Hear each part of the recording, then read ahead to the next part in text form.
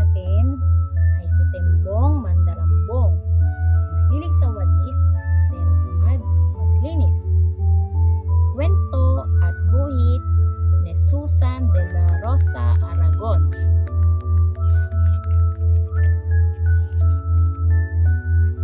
Sa isang malayong lugar may isang baryo na ubod ng linis. Masisipag at masasaya ang mga tao dito. Lahat sila ay laging naglilinis. Lahat sila ay laging nagwawalis. Kaya tinawag nila itong Baryo Walis. Si Tembong ay taga-Baryo Walis. Pero kaibisiya sa mga tao dito. Tamad na tamad si Tembong. Ayaw na ayaw niyang maglinis. Ayaw na ayaw niyang magwalis. Pero gustong gusto niya ng walis. Kaya lagi siyang naiinggit sa mga taong may hawak na walis. Isang araw, may naisip si Tembong. Kapag kinuha kong lahat ang kanilang walis, makapagtatayo na ako ng isang palasyo na yari sa walis, sabi ni Tembong. Isang magandang palasyo ang aking gagawin. Kaya isang araw, naghanda si Tembong. Inintay niyang makatulog ang lahat ng tao sa Baryo Walis. Nang tulog ng lahat ang tao, ninakaw ni Tembong ang lahat ng walis sa lahat ng bahay sa looban.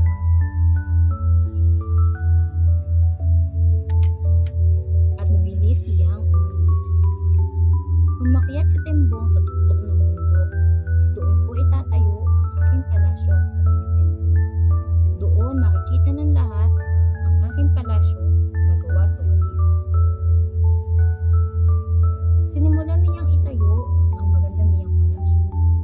Pero walang ano-ano, biglang lumakas ang hangin at tinangay ang palasyong ginagawa niya. Nilipad sa malayo ang mga walis niya.